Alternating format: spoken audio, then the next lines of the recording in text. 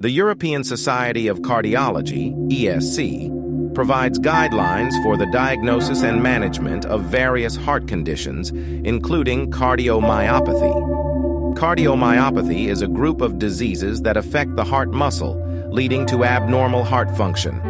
These guidelines recognize that cardiomyopathy can span a wide range of phenotypes, meaning that the condition can manifest in different ways and have various clinical presentations. Here are some key points related to this. 1. Heterogeneity of cardiomyopathy. Cardiomyopathy is not a single disease, but a group of heart muscle disorders. The ESC guidelines acknowledge that these disorders can present with diverse clinical features, including symptoms, age of onset, and disease progression. 2. Classification. The ESC guidelines typically classify cardiomyopathies into several subtypes, such as hypertrophic cardiomyopathy, dilated cardiomyopathy, restrictive cardiomyopathy, and arrhythmogenic right ventricular cardiomyopathy. Each subtype has its unique characteristics and phenotypic variations. 3. Genetic factors. Many forms of cardiomyopathy have a genetic component, and the genetic mutations responsible for the condition can vary widely between individuals and families. This genetic heterogeneity contributes to the range of phenotypes observed in cardiomyopathy. 4. Clinical presentation.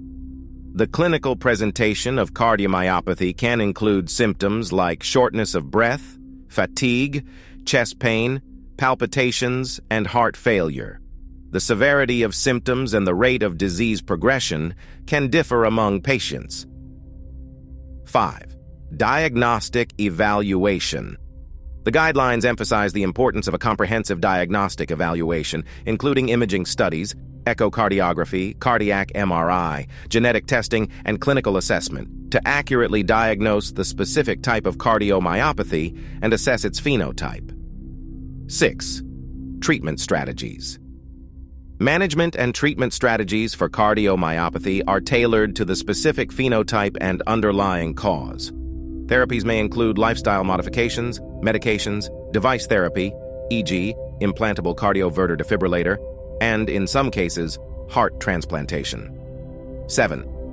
Risk stratification.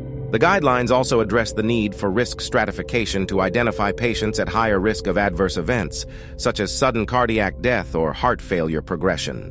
Risk stratification takes into account not only the cardiomyopathy subtype, but also other factors like genetics and family history. In summary, the ESC cardiomyopathy guidelines recognize the broad spectrum of phenotypes associated with cardiomyopathy. These guidelines provide clinicians with recommendations for the diagnosis, risk assessment, and management of this complex group of heart muscle disorders while acknowledging the individualized nature of each patient's condition. The approach to care is tailored to the specific phenotype and underlying causes of cardiomyopathy.